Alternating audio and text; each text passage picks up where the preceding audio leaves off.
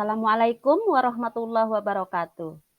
Perkenalkan, saya Ratna Saida SPDSD, Guru SDN 1 Kepuh, Kecamatan Palimanan, calon guru penggerak Angkatan 7 Kabupaten Cirebon.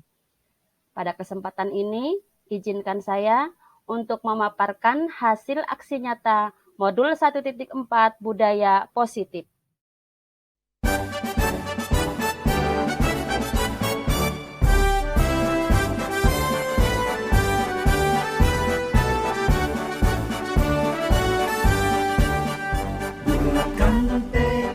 Kuatkan hati, negeri ini memanggilmu kawan. Belajar, bergerak, berbagi untuk negeri. Guru penggerak, majukan pendidikan. Guru penggerak menghamba pada murid. Kreatif, rancang pembelajaran. Hargai potensi, tingkatkan prestasi. Lahirkan profil pelajar Pancasila.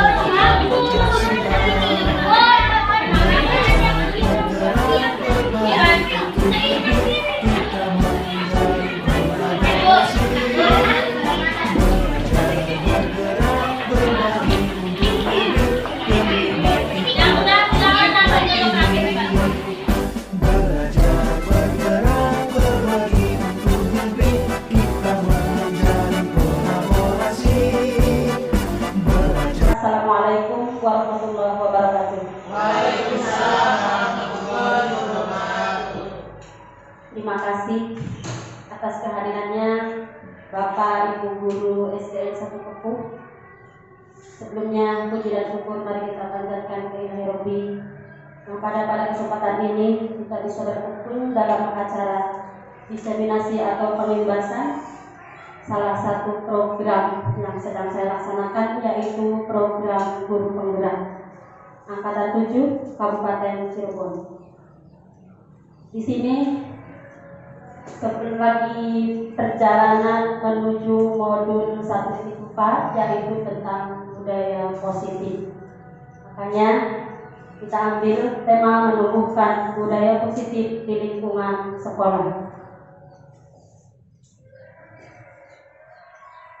Nah, sebelumnya menurut filosofi pendidikan Bapak Ki Hajar Dewantara, sebagaimana kita ketahui bahwa guru itu diibaratkan sebagai seorang petani yang memiliki peranan penting untuk menjadikan tanamannya tumbuh subur.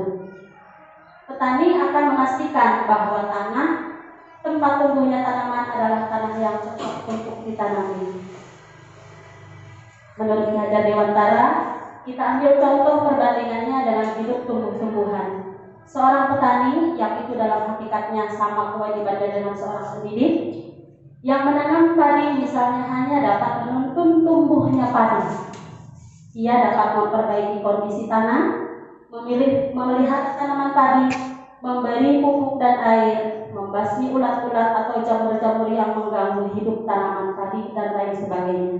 Dalam arti begini, kita ambil kesimpulan, guru diibaratkan seorang petani dan murid itu benihnya. Kemudian sekolah itu diibaratkan tanah tempat bercocok tanam.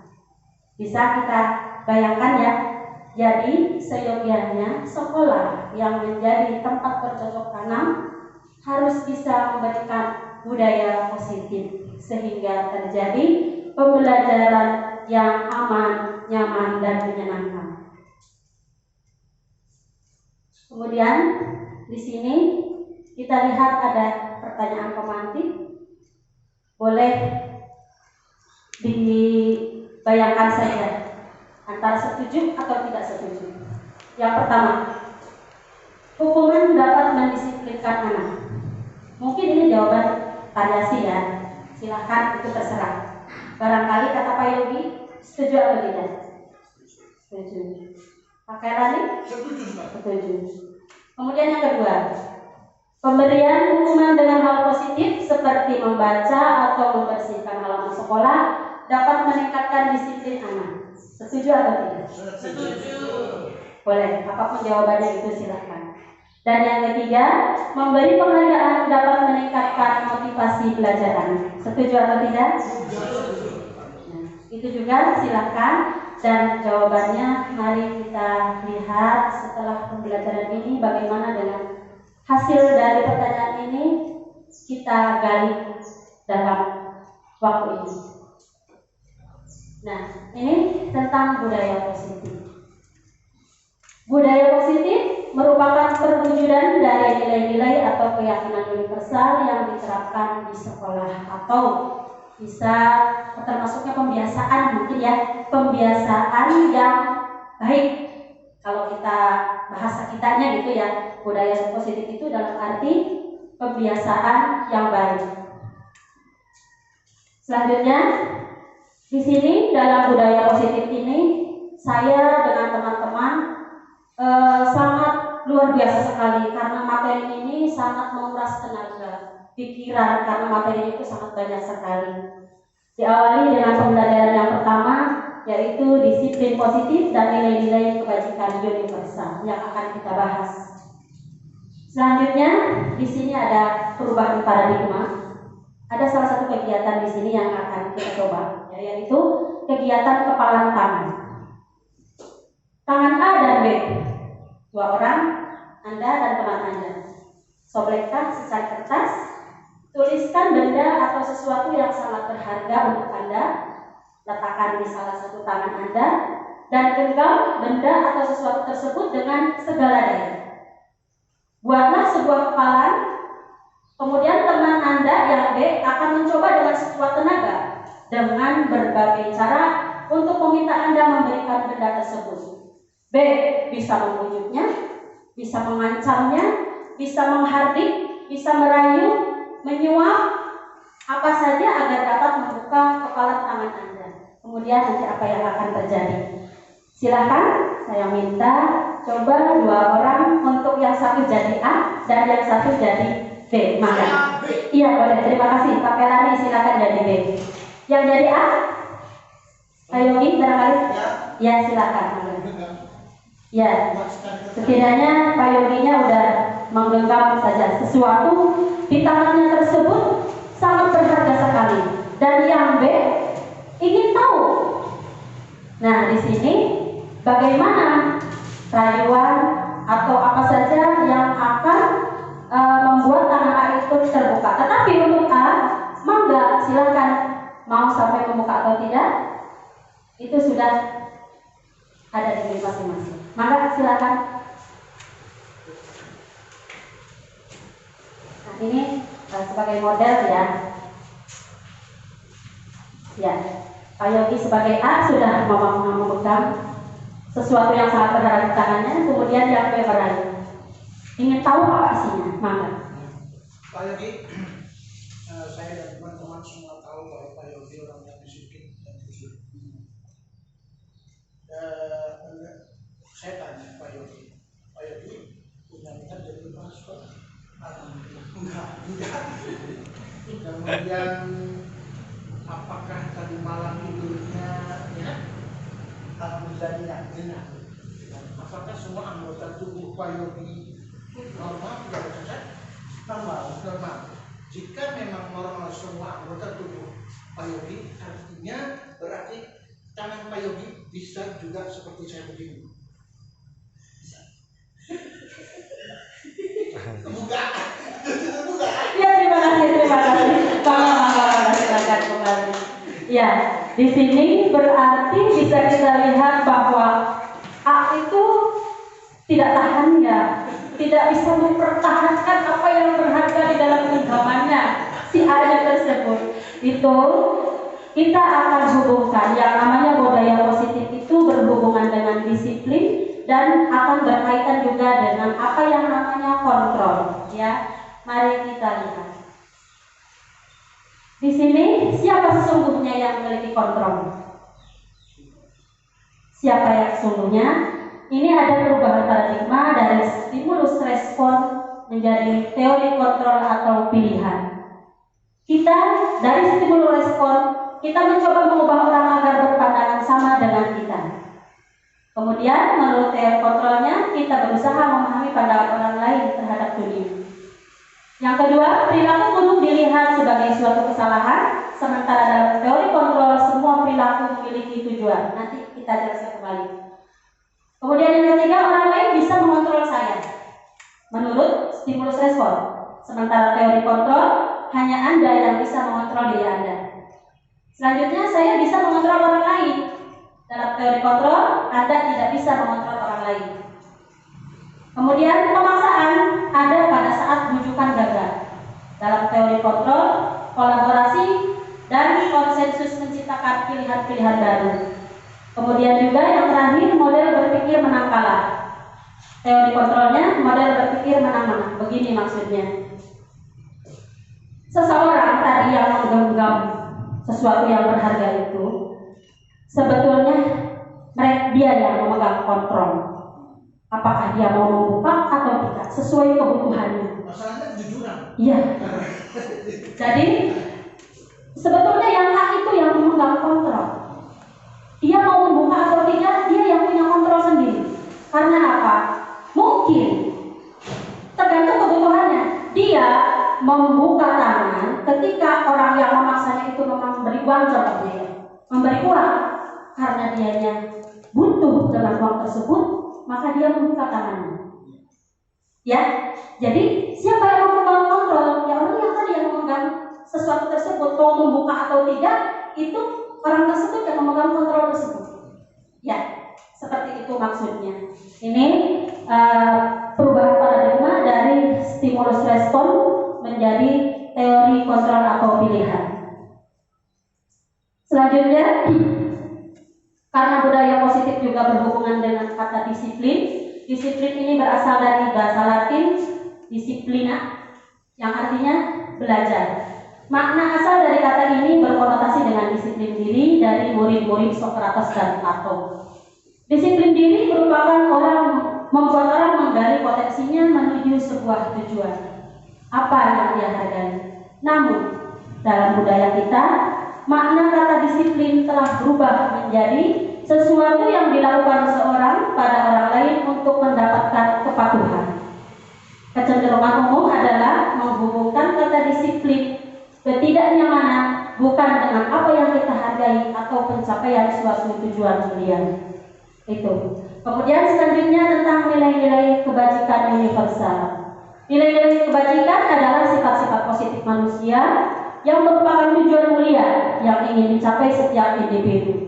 Nilai-nilai tersebut bersifat universal dan lintas bahasa, suku bangsa, agama maupun latar belakang. Setiap perilaku atau perbuatan memiliki suatu tujuan menurut Dr. William Glaser, ini orang Amerika ya, bukan orang hukum.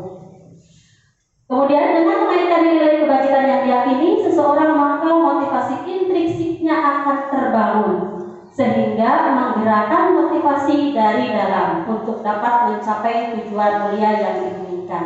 Diane Gessen 1998. Kemudian nilai-nilai kebajikan yang ingin dicapai oleh setiap anak Indonesia yaitu kita kenal dengan profil pelajar Pancasila yang ada berapa elemen? 6 elemen. Yang pertama, beriman dan bertakwa kepada Tuhan Yang Maha Esa dan berakhlak mulia. Kemudian mandiri, bernalar kritis, berkebinekaan global, bergotong royong dan kreatif. Selanjutnya kita masuk ke pembelajaran yang kedua, yaitu teori motivasi hukuman dan penghargaan serta restitusi. Kita akan bahas bersama-sama. Nah, ini teori motivasi perilaku manusia. Yang pertama, untuk menghindari ketidaknyamanan atau hukuman, apa yang akan terjadi apabila saya tidak melakukannya. Ini masih dari motivasi eksternal. Kemudian yang kedua, untuk mendapatkan imbalan dari orang lain atau institusi, apa yang akan saya dapatkan apabila saya melakukannya. Itu juga masih motivasi eksternal. Dan untuk yang ketiga, untuk menghargai diri sendiri. Saya akan menjadi orang yang seperti apa bila saya melakukannya. Ini sudah masuk motivasi internal dan yang merupakan tujuan dari disiplin positif. Contohnya begini, ada guru yang datang pagi-pagi karena tujuannya tidak ingin dihukum. Itu kan berarti masih motivasi eksternal. Ada juga guru yang datang pagi-pagi karena ingin mendapat penghargaan, ingin mendapatkan pujian. Itu juga masih eksternal.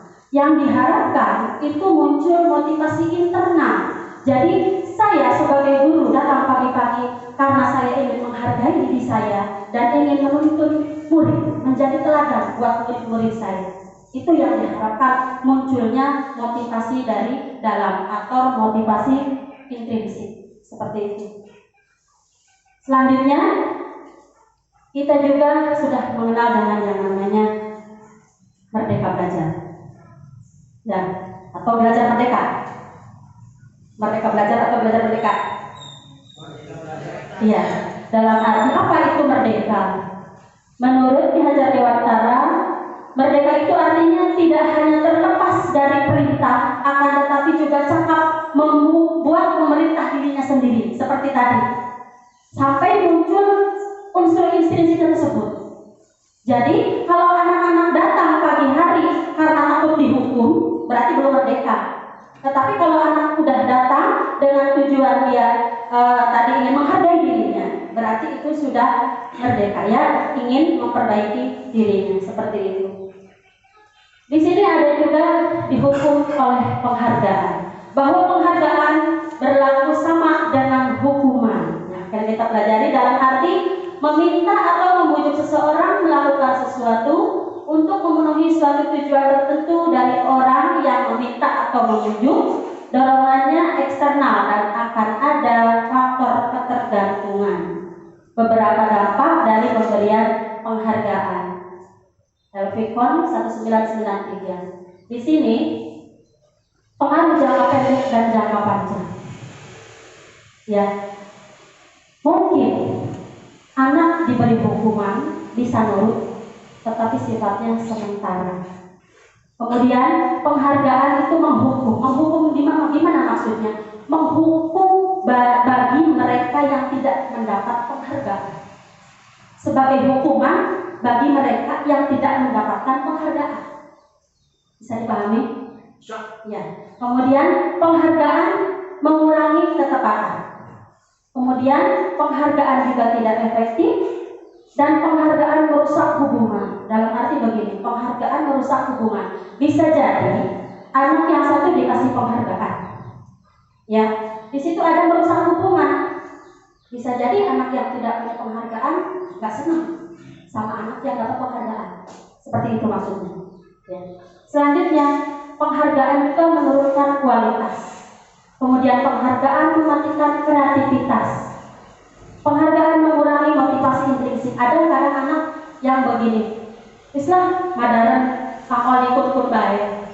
Jadi tidak ada dari dirinya untuk maju. Karena pastilah yang menang pasti itu, yang dapat pasti anak itu. Seperti itu dengan adanya penghargaan. Selanjutnya ada bentuk program kebajikan atau apresiasi. Dalam memberikan apresiasi atau pengakuan perlu diingatkan beberapa hal. Yang pertama, beri pengakuan secara khusus. Yang kedua, beri pengakuan secara pribadi. Yang ketiga, beri pengakuan kepada semua murid secara gantian. Beri pengakuan secara konsisten dan fokus kepada prosesnya yang dilihat. Nah, kemudian contoh pengakuan atau apresiasi kebijakan. Di sini ada contoh. Kemarin saya perhatikan rasa empatimu besar sekali pada saat menolong murid baru di kelas kita. Itu contoh pengakuan. Ada pembuka, kata-kata nilai kebajikannya dan situasinya. Ya, kemudian yang kedua, saya menghargai kepedulianmu pada saat kamu membantu teman-temanmu di kelompok, di tugas kelompok. Itu juga contoh pengakuan. Kemudian juga terima kasih untuk rasa tanggung jawabmu pada saat kamu memungut kertas-kertas yang berserakan di atas lantai. Itu juga termasuk contoh pengakuan atau apresiasi kebajikan.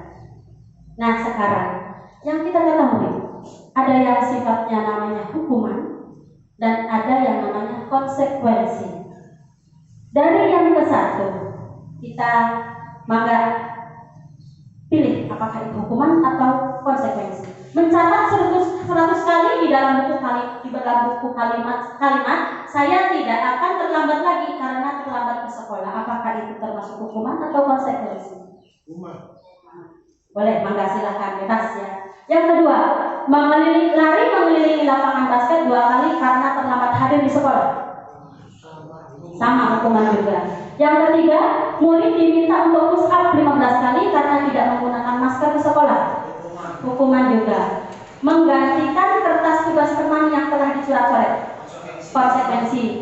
Kemudian membersihkan tumpahan air di meja tulis karena tersenggol pada saat belajar. Yang selanjutnya, murid disuruh mengenakan sepatu. Maksudnya di sini, mohon maaf, murid disuruh tidak menggunakan sepatu seharian di sekolah karena tidak mengenakan sepatu hitam. Hukuman. Dan yang selanjutnya, lari mengelilingi lapangan basket 2 kali karena terlambat 10 menit untuk pelajaran PJOK. Sekarang kita lihat hasilnya. Sesuai tidak dengan yang Bapak Ibu tadi jawab. Di sini untuk yang nomor terakhir bisa kita lihat, lari mengelilingi lapangan basket 2 kali karena terlambat 10 menit untuk pelajaran PJOK. Itu termasuknya konsekuensi ya, karena dalam pelajaran tersebut berbeda dengan yang ini. Lari mengelilingi lapangan yang nomor 2, lapangan basket 2 kali karena terlambat hadir di sekolah. Ketika sedang di kelas, anak hadir terlambat suruh mengelilingi lapangan. Itu berarti hukuman. Berbeda dengan yang nomor 5. Itu termasuknya konsekuensi karena sedang ada di lapangan juga, sedang lari juga. Seperti itu bisa dipahami ya. Next. Di sini ada perbedaan antara hukuman dan konsekuensi. Kalau hukuman yaitu sesuatu yang menyakitkan harus terjadi, sementara konsekuensi sesuatu harus terjadi. Yang kedua, membuat anak sakit. Sakitnya itu baik fisik maupun hati untuk jangka waktu yang lama. Kalau konsekuensi, membuat anak merasa tidak nyaman dalam jangka waktu yang pendek. Kalau konsekuensi. Dan di sini juga saya sedang mempelajari yang namanya trapesium usia, di mana trapesium usia itu apabila kita mengalami pengalaman buruk, pernah dihukum, contohnya waktu kecil, ingat terus dalam waktu yang lama kita selalu ingat terus, seperti itu ya. Kemudian hukuman itu anak membenci kedisiplinan, sementara konsekuensi anak menghargai disiplin. Kemudian hukuman sifatnya paksaan, kalau konsekuensi itu stimulus tanggapan. Yang selanjutnya, mendorong anak menyakiti diri sendiri. Kalau bentuknya hukuman. Kalau konsekuensi, mendorong anak agar mudah menyesuaikan diri. Kemudian konsep diri yang buruk itu hukuman. Kalau di dalam konsekuensi, kemudian konsep diri yang baik. Dalam hukuman, anak belajar untuk menyembunyikan kesalahan, sementara dalam konsekuensi, anak belajar untuk mematuhi peraturan.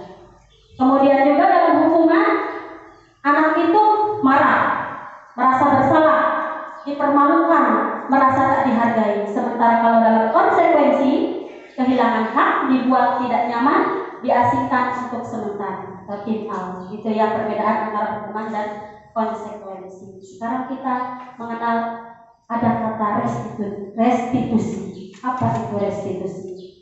Restitusi adalah proses menciptakan kondisi bagi murid untuk memperbaiki kesalahan mereka, sehingga mereka bisa kembali pada kelompok mereka dengan karakter yang lebih kuat. Restitusi juga merupakan proses kolaboratif yang mengajarkan murid untuk mencari solusi untuk masalah mereka dan membantu murid berpikir tentang orang seperti apa yang mereka ingin menjadi tujuan mulia dan bagaimana mereka harus memperlakukan orang lain. Dan di sini juga saya telah melaksanakan kegiatan ini, nanti yang akan dibahas lagi di belakang tentang segitiga restitusi, tentang prakteknya seperti itu. Masuk yang ketiga yaitu materi keyakinan kelas. Keyakinan kelas yang sudah disepakati oleh semua peserta didik yang ada di kelas. Kalau kita sebelumnya peraturan ya, tetapi kenapa harus keyakinan? Mengapa tidak peraturan saja? Mengapa harus keyakinan kelas? Karena ya, mengapa kita memiliki peraturan harus menggunakan helm bila mengendarai kendaraan roda 2? Mengapa? Kalau keyakinan berarti kita berpikir karena keselamatan. Ya, kalau peraturan bisa saja karena takut ditilang. Seperti itu. Ya, itu bedanya peraturan dengan keyakinan. Kemudian yang kedua, mengapa kita memiliki peraturan 3M? Menggunakan masker, mencuci tangan, dan menjaga jarak 1,5 meter. Kalau kita hanya mengikuti peraturan, ya hanya mengikuti peraturan. Tetapi kalau sudah jadi keyakinan, karena kita juga ingin sehat, itu ya sudah jadi keyakinan. Kemudian yang ketiga, mengapa kita memiliki peraturan harus datang tepat waktu pada saat mengikuti pelatihan? Kalau sudah keyakinan, ya karena kita ingin menghargai diri kita. Yang tadi timbul motivasi intrinsik tadi. Untuk mendukung motivasi intrinsik, kembali ke nilai-nilai atau keyakinan-keyakinan lebih menggerakkan seseorang dibandingkan mengikuti serangkaian peraturan-peraturan. Ini keyakinan kelas yang sudah saya lakukan bersama anak-anak. Pertama, saya menjelaskan dulu apa itu keyakinan. Kemudian anak disuruh menuliskan keyakinan dia supaya kondisi kelas itu aman-nyaman. Menuliskan keyakinan kelasnya, contohnya datang tepat waktu atau menjaga kebersihan kelas. Ini anak silakan menulis keyakinannya sendiri-sendiri. Kemudian ditempelkan. Nanti tugas kita itu mengelompokkan. Kan bisa jadi anak itu piket bu atau bersih-bersih atau apa, kita kelompokkan. Kalau yang sifatnya tentang menjaga kebersihan kelas dikelompokkan. Kemudian kalau yang berkata jujur, ada yang anak tidak berbohong, sama saja kan? Nanti kita kelompokkan lagi dalam satu kelompok sehingga lebih spesifik lagi. Nah, ini yang sudah saya lakukan dan alhamdulillah anak-anak sangat antusias sekali untuk membuat keyakinan. Kemudian setelah jadi, kita setelah lebih rinci, lebih singkat, kita laksanakan dan kita tempel di dalam dinding. Itu ya, contoh keyakinan kelas yang sudah saya lakukan terhadap anak-anak. Selanjutnya, nah ini dari peraturan kelas, kemudian tumbuhlah keyakinan kelas, dan dalam keyakinan kelas itu juga nanti akan tumbuh lingkungan yang positif sehingga terjadilah budaya positif di dalam sekolah kita. Itu seperti itu ya. Selanjutnya, nih ada yang namanya peraturan, tadi ada juga yang namanya keyakinan kelas. Coba kita bahas. Selalu kembalikan buku ke tempatnya. Keyakinannya apa? Kemudian dilarang mengganggu orang lain. Berarti keyakinannya apa? Hadir di sekolah 15 menit sebelum pembelajaran dimulai. Kemudian juga dilarang melakukan kekerasan, dilarang menggunakan narkoba, bergantian atau menunggu giliran, gunakan masker, jangan berlari di kelas atau di koridor. Ini kita lihat keyakinan kelasnya. Sudah jelas bahwa selalu kembalikan buku ke tempatnya. Itu artinya tanggung jawab. Tanggung jawab itu dalam apa saja. Ya, Kemudian juga dilarang mengganggu orang lain, berarti itu menghormati orang lain. Itu keyakinan kelasnya. Hadir di sekolah 15 menit sebelum pembelajaran dimulai, keyakinan kelasnya menghormati orang lain dan berkomitmen. Kemudian dilarang melakukan kekerasan, keyakinan kelasnya itu keselamatan, bisa juga menghormati orang lain. Dilarang menggunakan narkoba, keyakinan kelasnya yaitu kesehatan, tentang kesehatan. Bergantian atau menunggu giliran, keyakinan kelasnya menghormati orang lain dan bersabar. Menggunakan masker itu kesehatan dan keselamatan. Dan jangan berlari di kelas atau koridor, itu juga keselamatan dan keamanan. Selanjutnya kita sudah masuk ke pembelajaran 2.4, yaitu kebutuhan dasar manusia. Nah, apa saja kebutuhan dasar manusia itu? Kebutuhan dasar manusia itu ada 5. Yang pertama, kebutuhan bertahan hidup. Kemudian kebutuhan kebebasan, kebutuhan kesenangan, kebutuhan kasih sayang dan rasa diterima, dan kebutuhan penguasaan. Contohnya begini, ada sebuah kasus, anggap saja nama anaknya Agus ya, nama anaknya. Si Agus ini di sekolahnya itu suka mengganggu temannya dan suka mengambil bekal temannya. Nakal berarti ya. Si Agus ini suka mengambil makanan temannya. Nah, kemudian pada awalnya mungkin kita menghukum Agus, jangan suka anu gitu kan, karena mengganggu teman dan suka ngambil makanan temannya. Sebetulnya kita harus tahu dulu kebutuhan anak itu seperti apa, kebutuhan si Agus itu. Kalau memang jawaban, kita tanya dulu Agusnya, kenapa sampai berlaku seperti itu. Kalau jawaban Agusnya itu karena lapar atau kurang makanan, berarti itu kebutuhannya kebutuhan bertahan hidup. Ya, bagaimana caranya kita? Berarti kita ya lihat latar belakang keluarganya, komunikasi dengan orang tuanya, seperti itu untuk memenuhi kebutuhannya. Sementara kalau Agusnya bilangnya jawabannya senang aja mengganggu teman, gitu ya, berarti itu senang. Ya. Kemudian juga ada juga kalau jawabannya tidak suka dengan makanan yang dibawakan orang tua saya, berarti dia itu kebutuhannya itu kebebasan bebas memilih, berarti ya kebebasan yang dia butuhkan. Seperti itu. Caranya bagaimana untuk memenuhi kebutuhannya? Ya kita bisa juga konsultasi ke orang tuanya. Mungkin anak itu bosen berarti kan pengen bebas, bosen jangan itu aja makanannya, atau paling tidak kita sebagai guru ya bertukar makanan gitu supaya anak itu tidak bosen karena makannya itu saja, seperti itu. Ya ada kebutuhan. Jadi jangan langsung kalau anak berbuat salah itu langsung menghukum, tetapi dilihat dulu, ditanya dulu supaya kita tahu kebutuhan dasar anak itu apa. Seperti itu, ya.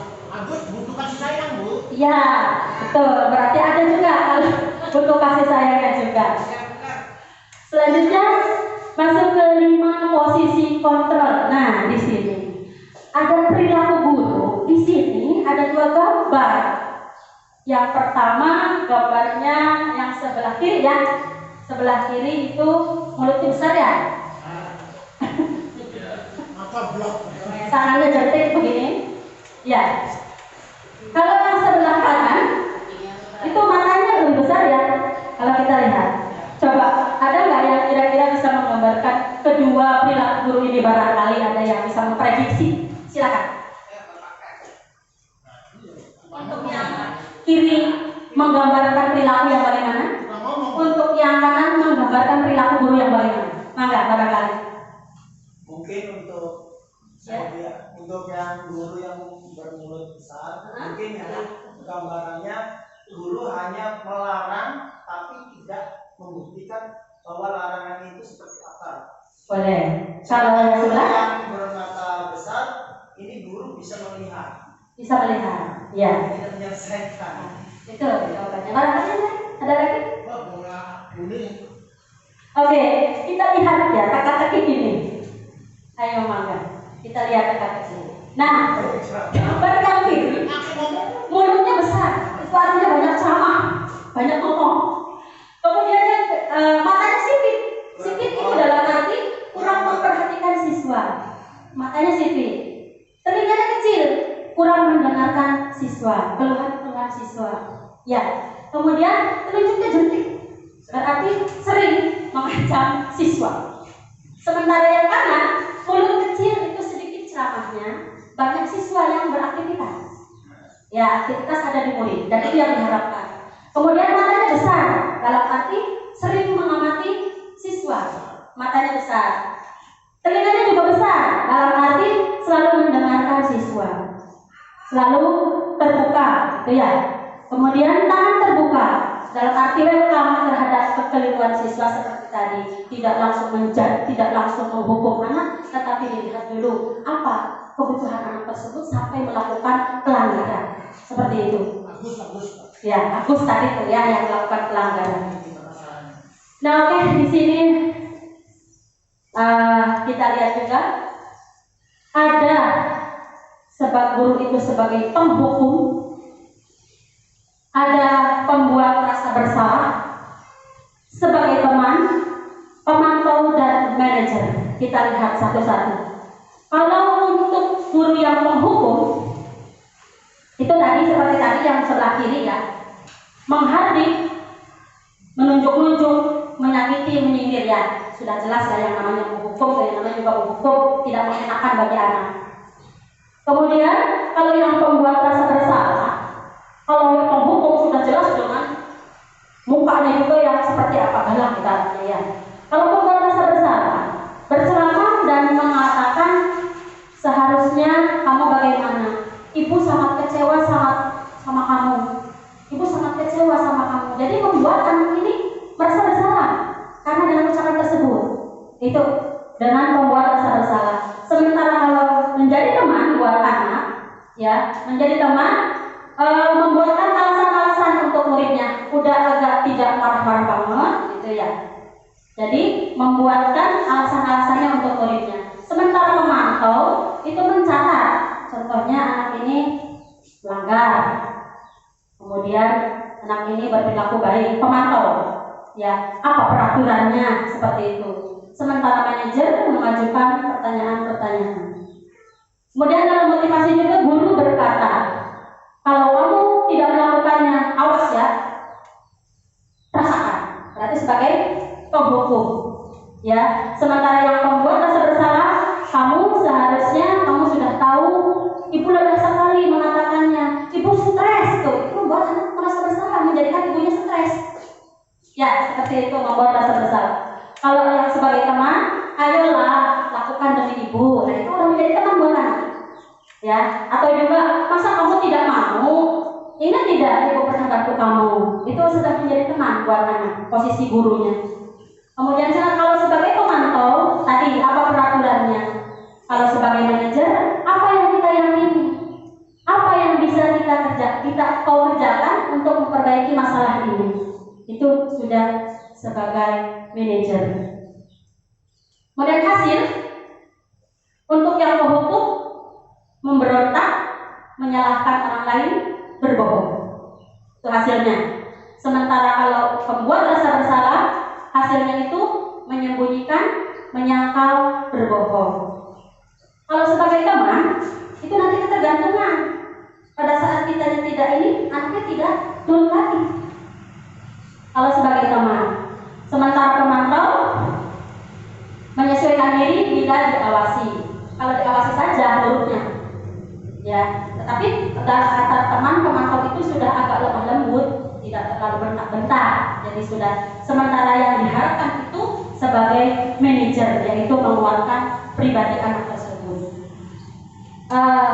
Ini kaitannya dengan dunia berkualitas. Kita kenal dengan dunia berkualitas itu seperti apa? Dunia berkualitas itu merupakan hal-hal atau siapa saja atau apa saja yang ada bersama kita. Itu yang dimaksud dengan dunia berkualitas. Dari adanya hal-hal atau siapa saja atau apa saja yang bersifat positif berada bersama kita, itu disebut dengan dunia berkualitas. Ya, dalam dunia berkualitas untuk menghukum, murid meletakkan guru itu di luar dunia berkualitas. Kan kalau dunia berkualitas itu lingkungan guru-guru atau hal apa saja yang sifatnya positif berada dalam lingkungan tersebut, dunia berkualitas. Kalau untuk pembuat rasa bersalah kaitannya dengan dunia berkualitas, murid akan meletakkan guru di dalam dunia berkualitas. Kemudian kalau sebagai teman, murid meletakkan guru sebagai orang yang sangat penting di dunia berkualitas. Dan untuk pemantau, murid meletakkan guru, peraturan dan hukum di dunia berkualitas. Sementara untuk manajer berkaitannya dengan dunia berkualitas, yaitu murid meletakkan dirinya sebagai individu yang positif dalam dunia berkualitas. Yang selanjutnya, kalau murid, pasti murid akan berkata bagi yang gurunya menghukum, biarkan saja, nanti juga marah-marah lagi. Kalau ke yang menghukum, kalau membuat rasa bersalah, maafkan saya, sudah jelas. Kalau kitanya, apa kamu nggak kasihan sama ibu? Pasti anaknya nanti kan minta maaf karena merasa bersalah. Ya, selanjutnya sebagai teman, saya pikir bapak atau ibu teman saya, ternyata begitu. Itu ya, sebagai teman, pemantau, beberapa banyak bintang yang saya harus peroleh, berapa halaman yang harus saya tulis. Karena pemantau itu biasanya kan memantau nanti akan dapat apa, kalau yang berbuat baik dapat apa, kalau yang salah dihukum, seperti itu ya. Selanjutnya kalau jadi pencatat aja, kalau pemantau itu punya catatan ibaratnya bagi anak yang melanggar dan anak yang melakukan kebaikan. Kalau dalam posisi manajer, murid akan menempatkan bagaimana caranya saya bisa memperbaiki keadaan. Itu seperti itu. Dampak pada murid, kalau penghukum mengulangi kesalahan, pembuat rasa bersalah merasa rendah diri karena merasa disalahkan. Kemudian kalau sebagai teman, lemah, tidak mandiri dan ketergantungan. Sementara pemantau menitik beratkan pada sanksi atau hadiah untuk dirinya. Sementara kalau posisi manajer, dampak pada muridnya itu mengevaluasi diri, bagaimana cara memperbaiki diri. Berarti kita harus beralih dari yang tadinya sebagai kakak. Kita ini memang sebelumnya juga sama, kita juga pernah menjadi penghukum buat anak, sebagai pembuat rasa bersalah. Tetapi di sini yang diharapkan itu kita berada dalam posisi manajer yang diharapkan, posisi kontrol kita sebagai guru. Oke, selanjutnya yaitu pembelajaran segitiga restitusi. Segitiga restitusi ini sangat baik sekali apabila kita kembangkan di sekolah kita, terutama yang maksudnya karena saya juga sudah melakukan kegiatan segitiga restitusi ini. Kita lihat langkah-langkah dalam melakukan segitiga restitusi. Langkah-langkah dalam melakukan segitiga restitusi itu disebut segitiga ya karena segitiga ya, ada tahapan-tahapannya. Yang pertama itu tahapan yang bawah, sisi satu itu yang menstabilkan identitas. Itu segitiga sisi yang satu. Apabila anak kita melanggar, jadi tadi dari awal sudah dikatakan tidak boleh langsung menghukum. Tetapi di sini setiap kita berusaha bertanya kepada anak, kuatkan dulu identitas, stabilkan dulu identitasnya. Seperti apa? Setiap orang pasti melakukan kesalahan, termasuk ibu. Semua orang pernah berbuat salah. Tidak ada manusia yang sempurna. Kamu bukan satu-satunya yang pernah melakukan ini. Itu untuk menguatkan identitas anak, menstabilkan identitas anak. Apabila anak melanggar, langkah yang pertama distabilkan dulu identitasnya. Ya, kemudian langkah yang kedua dalam segitiga restitusi ini adalah validasi kebutuhan atau validasi tindakan yang salah. Contohnya, kamu tentu punya punya alasan mengapa kamu melakukan itu. Itu memvalidasi tindakan yang salah. Adakah cara yang lebih efektif untuk mendapatkan apa yang kamu butuhkan? Itu juga berada dalam proses validasi tindakan yang salah, sisi yang kedua. Kemudian sisi yang ketiganya, kita lakukan langkah menanyakan keyakinan. Menanyakan keyakinan ini, nilai-nilai apa yang telah kita sepakati. Kan sebelumnya kita sudah membuat keyakinan kelas ya. Sebelumnya kita sudah membuat keyakinan kelas, kemudian disepakati bersama-sama. Apabila anaknya itu melanggar, maka kita kan akan bertanya, nilai apa yang sudah kita sepakati. Jadi anak digiring untuk menumbuhkan dalam dirinya sendiri. Bukan kita yang menyuruh, tetapi anak yang menimbulkannya sendiri dalam dirinya. Kamu ingin menjadi orang yang seperti apa? Nah, seperti itu. Itu untuk menanyakan keyakinan. Ini dalam sisi satu, menstabilkan identitas untuk membuat anak merasa gagal karena berbuat salah menjadi positif terhadap dirinya. Seperti halnya saya juga sudah melakukan segitiga restitusi kepada anak yang melanggar, karena kita kan membuat kesepakatan kelas, membuat keyakinan kelas yang sudah disepakati. Kemudian apabila anak tersebut melanggar, maka kita panggil anak tersebut. Jangan lupa tidak boleh di depan anak-anak yang lain. Kita panggil anak tersebut, kita berbicara santai dengan anak tersebut. Kemudian juga lakukan langkah segitiga restitusi yang tadi. Di sini ini penjelasan dari langkah yang pertama, menstabilkan identitas bagi anak yang melanggar. Yang pertama, guru berkata, berbuat salah itu hal yang manusiawi. Itu kata-kata yang dapat menstabilkan identitas anak. Walaupun anak sudah melanggar, tetapi dengan diberikan kata-kata itu berarti menstabilkan lagi identitas anak tersebut. Ya. Kemudian yang kedua, tidak ada manusia yang sempurna. Ini contoh-contoh kata-kata dalam menstabilkan identitas anak apabila anak berbuat salah. Bapak Ibu juga pernah berbuat salah. Tuh, kemudian juga kita pasti bisa menyelesaikan permasalahan ini. Ya, kemudian Bapak atau Ibu tidak tertarik untuk mencari tahu siapa yang benar, siapa yang salah. Jadi untuk menguatkannya itu bisa dengan cara Bapak tidak akan mencari siapa yang salah. Itu seperti itu. Ya. Kemudian menyelesaikan masalah sudah jelas. Ada lagi, kalau kamu menyalahkan dirimu sendiri terus-menerus, apakah kamu bersikap baik kepada dirimu sendiri?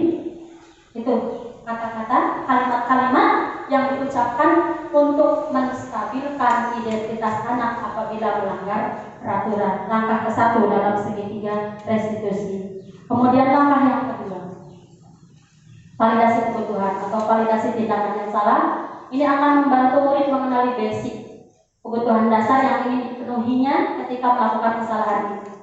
Pada dasarnya, setiap tindakan manusia tujuannya adalah memenuhi kebutuhan dasar yang tadi, kebutuhan dasar yang 5 tadi. Ya, apakah itu penguasaan, kebebasan, kasih sayang dan rasa terima, kesenangan ataupun bertahan hidup. Pasti orang bersalah tersebut memiliki tujuan. Ya, tujuannya apa? Tujuan tadi untuk memenuhi kebutuhan dasar. Yang tadi kita harus cermat-cermat melihat apa kebutuhan anak tersebut sehingga melakukan kesalahan tersebut. Seperti itu. Dalam validasi tindakan yang salah, guru bisa saja mengatakan, kamu bisa saja kan melakukan hal yang lebih buruk, tapi kamu tidak melakukannya. Itu validasi. Kemudian juga, kamu pasti punya alasan mengapa kamu melakukannya. Itu juga validasi tindakan yang salah. Tahap kedua dalam restitusi. Yang ketiga, kamu boleh tetap berusaha menjaga sikap itu, tapi tambahkan sikap yang lain yang baru. Selanjutnya, maukah kamu belajar cara lain untuk mendapatkan yang kamu butuhkan tanpa harus memukul? Itu validasi. Dan bisa juga, apakah kamu bisa melakukan dengan lebih baik besok lagi? Seperti itu. Jadi karena kita itu memang kalau guru itu yang menurut Ki Hajar Dewantara itu kan menuntun lakunya. Jadi kita tadi juga sudah dikatakan bahwa kita menanam benih. Contohnya menanam benih padi. Padi itu diibaratkan kan anak. Padi itu diibaratkan anak. Padi akan tetap tumbuh menjadi padi, tidak akan tumbuh menjadi jagung. Makanya dalam diri anak itu sebetulnya sudah ada. Hanya kita saja yang harus mampu menuntun lakunya, bukan merubahnya. Kita kan menanam padi tidak ingin berubah menjadi jagung, tetap tumbuhnya padi. Tetapi bagaimana agar padi tersebut tumbuh? Yaitu kita harus lihat lingkungan tadi. Tanah sekolah itu diibaratkan tanah untuk bercocok tanam seperti itu. Maka ada budaya positif untuk menciptakan budaya positif untuk kemerdekaan anak seperti itu. Selanjutnya ini tahap ketiga segitiga restitusi, yaitu menanyakan keyakinan. Anak melihat kesalahannya dihubungkan dengan norma sosial dan nilai-nilai yang mendasari manusia berinteraksi dengan orang lain. Dalam menanyakan keyakinan ini, bisa kita menggunakan kalimat-kalimat seperti apa nilai yang kita percaya di kelas atau di sekolah kita. Kan kita sudah membuat nilai-nilai tersebut tadi yang sudah disepakati. Kemudian nilai-nilai universal apa yang telah kita sepakati. Itu juga bisa dalam menanyakan keyakinan kelas. Atau kelas yang ideal itu seperti apa sih? Itu juga menanyakan keyakinan. Kamu ingin jadi anak seperti apa? Selanjutnya, apa yang kamu rasakan ketika kamu melakukan itu? Dan yang terakhir, kamu menjadi orang yang seperti apa? Itu kalimat-kalimat yang diucapkan apabila kita sedang melakukan segitiga restitusi pada tahap ketiga apabila ada anak yang melanggar. Ini saya pernah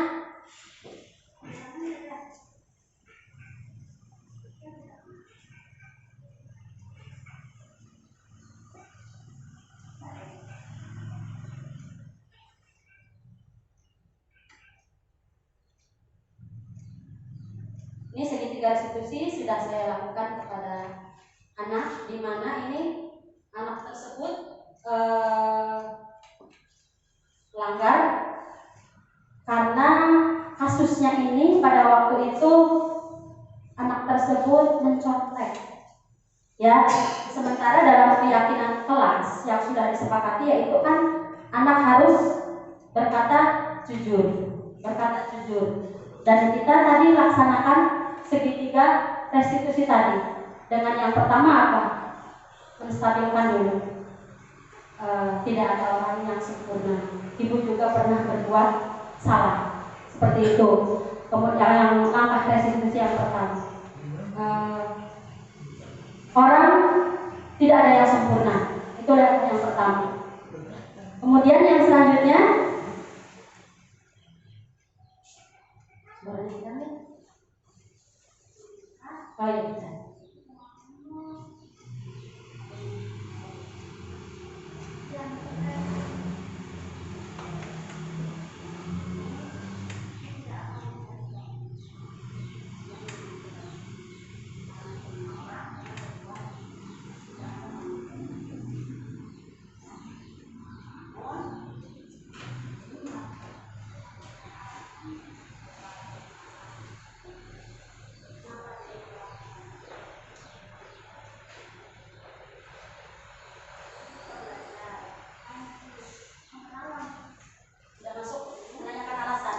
sudah masuk ke langkah yang kedua, ya, validasi tindakan yang salah, sudah menanyakan alasan.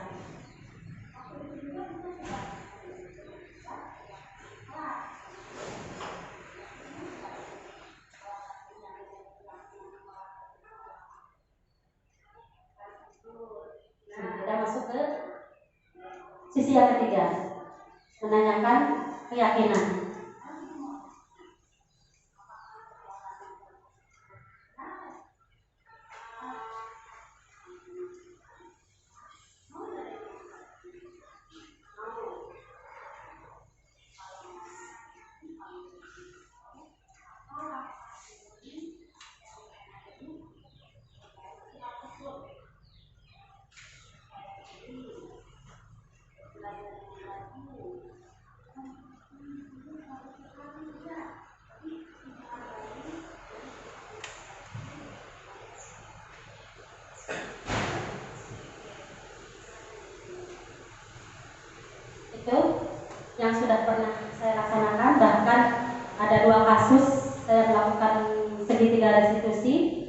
depan saya tayangkan cuma satu kasus saja. Selanjutnya kita lihat apa yang sudah kita pelajari tadi tentang disiplin positif. Sebetulnya ini sudah masuk ke kesimpulan, betulnya ya. Disiplin positif. Di sini teori kontrol atau teori pilihan yang menurut Julian Glaser ada, Anda tidak bisa mengontrol orang lain, hanya Anda yang bisa mengontrol diri Anda. Seperti tadi yang sudah kita lakukan, ya. Jadi mau tidaknya orang itu melakukan yang tadi, contohnya itu mau membuka atau tidak itu kontrolnya ada pada dirinya sendiri, tergantung kebutuhannya. Kalau dia itu kuat mempertahankan, ya dia kuat. Tapi mungkin ada saatnya dia itu membutuhkan sesuatu. Pada saat bisa saja tadi kalau contohnya dia sedang butuh uang, ketika orang tersebut menawarkan uang kan karena kebutuhan dia sedang butuh uang, yang terpaksa dan bukan. Tergantung kebutuhan siapa yang mengontrol, ya dirinya sendiri. Kemudian juga atau temannya itu sudah berbagai cara ingin membuka tangan tersebut sampai menggelitik. Saking gak kuatnya digelitik dia membuka, gitu ya. Ada juga karena kebutuhan, karena dia tidak kuat untuk digelitik, gitu, sampai dia membuka tangannya. Jadi di mana posisi kontrolnya? Kontrol itu ada pada diri, bukan orang lain yang mengontrol. Seperti itu. Kemudian juga makna disiplin, belajar kontrol diri dengan menggali potensi kita agar tercapai tujuan mulia, yaitu sesuatu menjadi seseorang yang kita inginkan berdasarkan nilai-nilai yang kita hargai. Itu ya, bentuk motivasi ekstrinsik. Kalau ini dalam semua perilaku memiliki tujuan. Ada di situ teori motivasi yang tadi. Yang pertama, teori motivasi itu untuk menghindari hukuman. Yang kedua, untuk mendapatkan imbalan. Kalau itu termasuknya motivasi ekstrinsik ya. Yang dua ini untuk menghindari hukuman dan untuk mendapatkan imbalan, berarti itu motivasinya dari luar atau motivasi ekstrinsik. Kemudian kalau udah mulai untuk menghargai diri sendiri yang sudah kita contohkan tadi, sudah timbul dari dirinya sendiri tentang nilai-nilai kebajikan universal dan keyakinan kelas, maka itu sudah termasuk motivasi intrinsik, tumbuh dalam dirinya. Selanjutnya, dalam model belajar menang-menang, kolaborasi dan konsensus menciptakan pilihan-pilihan baru. Ada 5 posisi kontrol dan di sini kalau kita lihat kembali, mohon maaf, tadi sebelumnya dalam posisi kontrol ini ada yang penghukum, pembuat bersalah, kemudian teman, pemantau sampai manajer. Itu kita ini ya ini dua golongan ini sebagai penghukum dan pembuat rasa bersalah, termasuknya menghindari hukuman, didefinisikan sebagai identitas gagal. Ya, sementara yang kedua sebagai teman atau pemantau itu termasuknya kontrol dari luar, mengharapkan imbalan atau ketergantungan pada orang lain. Ini sudah termasuk ke dalam identitas sukses atau berhasil, tetapi motivasinya masih dari luar. Kalau posisi teman dan pemantau, ya, jadi termasuknya udah identitas sukses, tetapi motivasinya masih dari luar. Sementara kalau posisi manajer ini yang diharapkan yaitu identitas berhasil sukses atau kontrol diri sudah dari dirinya sendiri. Kalau yang tadi dua ini masih dari luar, sementara kalau manajer itu sudah kontrol diri, sudah dari diri sendiri dan termasuk identitas sukses yang diharapkan. Ya, tadi kembali lagi. Jadi setelah saya mempelajari modul 1.4 ini memang sangat melelahkan, tetapi banyak sekali ilmu yang saya dapat yang merubah mindset saya, yang tadinya biasa anak sedikit-sedikit hukum, ya seperti itu sama. Tetapi setelah mempelajari ini, oh ternyata kita harus beralih seperti apa. Setidaknya, kalaupun kita tidak langsung menjadi manajer, ya jadi teman dulu, jadi pemantau dulu, setidaknya. Ya, tetapi yang diharapkan kita itu sebagai guru berada dalam posisi manajer. Ya, kemudian juga segitiga restitusi. Tadi tahapannya yang 3 itu. Yang pertama menstabilkan identitas. Kemudian yang kedua, sisi kedua, validasi kebutuhan atau validasi tindakan yang salah. Dan yang ketiga, menanyakan keyakinan. Kemudian realitas atau kebutuhan. Pasti semua orang kebutuhannya berbeda. Kita berusaha memahami pandangan orang lain tentang dunia. Setiap orang memiliki gambaran yang berbeda. Kebutuhan dasar manusia, masih ingat tadi ya. Jadi kita harus betul-betul memahami kebutuhan-kebutuhan apa yang dibutuhkan, dan kita sebagai guru harus bisa memenuhi kebutuhan tersebut. Yaitu ada 5 kebutuhan. Yang pertama, kebutuhan bertahan hidup, bisa dari sandang, pangan, dan sebagainya. Kemudian kebutuhan penguasaan. Penguasaan di sini sepertinya kalau tadi dalam proses Agus, mungkin dia merasa hebat, tetapi pernah melakukan sesuatu yang positif, tetapi kitanya cuek. Jadi dia bertindak seperti itu. Itu yang penguasaan. Kasih sayang dan rasa diterima. Ada anaknya itu yang pengennya itu berarti butuh kasih sayang. Kita harus mencoba memberikannya. Kemudian kesenangan dan juga kebebasan. Jadi apabila kita menemukan contohnya kasus anak yang tidur di kelas, kita harus cari tahu kenapa anak tersebut sampai tertidur. Kita tanyakan dulu alasannya kenapa kamu sampai tertidur. Tetapi kalau begini contohnya, ada kasus juga yang kita pelajari di modul ini. Ada satu kasus anak tersebut dalam pelajaran bahasa Inggris tidur terus. Kalau tidurnya tersebut pada saat pelajaran bahasa Inggris saja, berarti mungkin kebutuhannya itu apa? Senangan. Dia tidak senang, tidak suka dengan pelajaran tersebut. Mungkin. Tapi ya berbagai alternatif, makanya tergantung dari jawaban anak tersebut. Kita tanyakan dulu, tergantung dari jawaban anak tersebut. Kita kalau sudah menanyakan, kita tahu kebutuhan apa yang anak tersebut harapkan. Kenapa melakukan pelanggaran seperti ini? Bisa seperti itu. Jadi kita sebagai guru harus pintar-pintar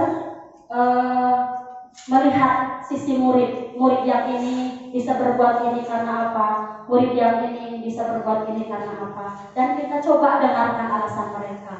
Jangan sampai anak tidak diberi kesempatan untuk menjelaskannya. Udahlah, pokoknya kamu kasih begini. Tidak, tetapi tampung dulu alasan-alasan mereka, penjelasan mereka. Seperti tadi perilaku guru, ada yang welcome, terbuka, ya.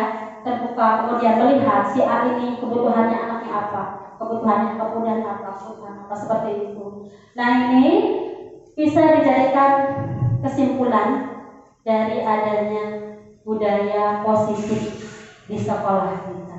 Dan mudah-mudahan di sekolah kita ini tercipta budaya positif sehingga anak bisa belajar dengan aman, nyaman, dan menyenangkan.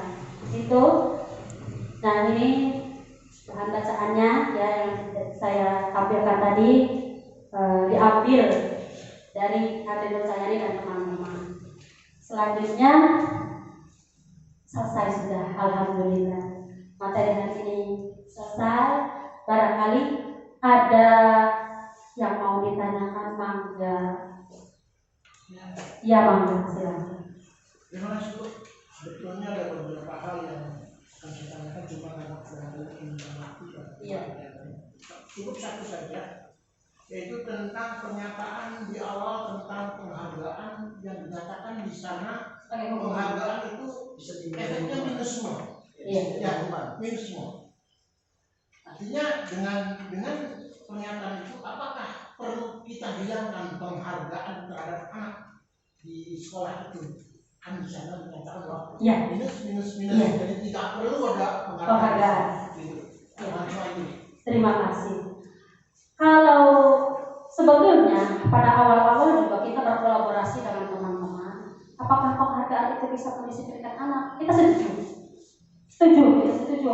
Kadang anak kalau diberi penghargaan kan lebih semangat. Ya, lebih semangat dikasih penghargaan itu. Tetapi dikasih penghargaan tersebut semangatnya itu bersifat sementara. Contohnya begini. Itu karena timbulnya masih motivasi ekstrinsik. Masih ekstrinsik. Masih dari luar. Seperti itu. Dia itu kan mendapat penghargaan. Jadi dia melakukan karena ingin mendapatkan penghargaan. Jadi timbulnya karena motivasi ekstrinsik belum ada dari dirinya sendiri. Seperti itu maksudnya. Ya, seperti itu. Ya. Yang kita sepakati apakah harus dihilangkan saja penghargaan? So tidak perlu ada penghargaan itu. Maksudnya kalau hari tidak ada penghargaan itu. Ya. Sekarang kita sepakati semua bahwa tidak perlu ada penghargaan di sekolah. Ya. Kalau setelah saya melihat mempelajari model ini dan kita juga tadi sudah mempelajari bareng-bareng ya, sudah kita pahami, sepertinya penghargaan dan hukuman itu tidak baik. Seperti itu. Iya. Kalau setelah kita mempelajari modul ini, makanya ada perubahan paradigma tadi. Jadi setelah kita melihat dan mempelajari, memahami apa yang kita pelajari dalam budaya positif ini, ternyata hukuman dan penghargaan ini tidak baik. Seperti itu. Terima kasih. Ya, karena belum ada motivasi dari dirinya. Itu alasannya. Seperti itu. Dan enggak lagi? Cukup? Satu kali. Iya, gimana? Ini Bu, di awal kan di situ dijelaskan keyakinan kelas. Iya. Sementara saya juga pernah mendengar guru penggerak itu pernah membahas istilahnya kesepakatan kelas. Keyakinan kelas dengan kesepakatan kelas apakah sama atau beda? Kesepakatan dengan keyakinan. Iya. Tadi juga di awal ya. Soalnya mirip-mirip. Ya mirip-mirip, memang mirip. Maksudnya begini, kalau keyakinan itu isinya tentang keyakinan. Kesepakatan itu dalamnya tentang keyakinan. Di dalam kesepakatan itu, di dalamnya terdapat berbagai nilai keyakinan. Berarti inti daripada kesepakatan. Nah, itu seperti itu. Jadi nilai-nilai kan dikumpulkan dulu untuk disepakati. Berarti kesepakatan kelas itu apa? Kesepakatan kelas itu isinya nilai-nilai keyakinan tadi. Ya, isi dari kesepakatan kelas itu. Walaupun sebetulnya antara peraturan dan keyakinan, peraturan di sana ada Bukan. Oh ya tadi kalau yang tadi ya peraturan, kalau Pak Yogi tadi kesepakatan. Iya. Artinya di masyarakat malah di sana disampaikan bahwa yakin yang paling benar yakin. Iya. Tapi di dalam kenyataannya malah peraturan yang benar menurut saya. Iya. Masker, helm itu karena ada peraturan. Ketika misalnya sekarang pandemi berkurang, mereka lepas masker padahal yakin bahwa perlu sehat, aman. Iya betul. Tapi balik lagi kan mereka juga melepas masker tersebut, mereka punya keyakinan kalau saya yakin ini sudah nggak apa-apa. Iya betul juga. Awalnya ada peraturan paling Iya, awalnya ada peraturan juga. Panggil Iya. Iya. Betul juga. Cuma tadi di situ juga kita sama-sama lihat kalau hanya peraturan berarti itu masih motivasi ekstrinsik juga ya. Karena takut ditilang.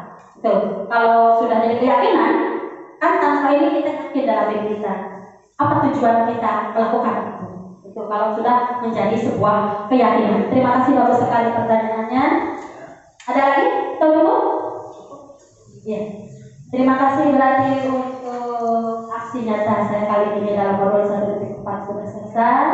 Terima kasih dan mudah-mudahan di antara rekan-rekan ada yang mau melakukan langkah seperti tadi. Terima kasih sekali. Mari kita sama-sama tutup acara ini dengan membacakan hamdalah. Assalamualaikum warahmatullahi wabarakatuh.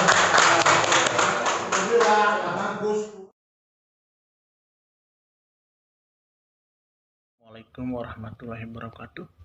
Saya Kailani, guru kelas 5A SD Negeri 1 Kepuh, selaku rekan sejawat dari Bu Ratna Saidah. Berdasarkan pengamatan yang saya terhadap Bu Ratna dalam KBM-nya di kelas 4, beberapa bulan ini saya melihat perubahan-perubahan yang sangat signifikan. Adapun perubahan itu antara lain siswa lebih nyaman dan lebih rajin dalam belajar. Siswa juga lebih disiplin dan lebih bertanggung jawab. Lebih semangat dan lebih rajinnya siswa atau lebih disiplinnya dan lebih bertanggung jawabnya siswa bukan karena keterpaksaan, bukan karena rasa takut terhadap guru maupun peraturan. Tetapi perubahan ini saya lihat benar-benar karena adanya kesadaran dari diri mereka, adanya motivasi dalam diri mereka sehingga menghasilkan KBM yang nyaman. Perubahan bernilai positif ini tentunya tidak lepas dari peran Bu Ratna selaku calon guru penggerak. Bu Ratna selalu mengawali dengan melakukan pembiasaan-pembiasaan dalam penerapan keyakinan ataupun kesepakatan kelas. Lalu Bu Ratna juga membuka ruang komunikasi dengan peserta didik untuk mengakomodasi semua kebutuhan di dalam KBM. Lalu yang lebih hebatnya, Bu Ratna mampu menempatkan diri dalam posisi kontrol manager. Kemudian keberhasilan itu juga didapat dari jika Bu Ratna menemui masalah-masalah dalam diri peserta didik, selalu menyelesaikannya dengan menggunakan segitiga restitusi. Saya selaku rekan sejawat merasa bangga terhadap kinerja dan keberhasilan ini. Satu pesan buat Bu Ratna Saidah, tetaplah semangat dalam mewujudkan generasi milenial. Assalamualaikum warahmatullahi wabarakatuh. Perkenalkan, saya Farah Indana Zulfa, murid kelas 4 SDN 1 Kepuh. Selama ini, Bu Ratna sudah mengajarkan nilai-nilai kebajikan, sehingga saya dan teman-teman serta Bu Ratna sudah membuat keyakinan kelas yang disepakati bersama-sama. Saya merasa senang sekali karena dengan menyepakati keyakinan kelas, suasana kelas menjadi lebih aman, nyaman, dan menyenangkan. Semangat Bu Ratna!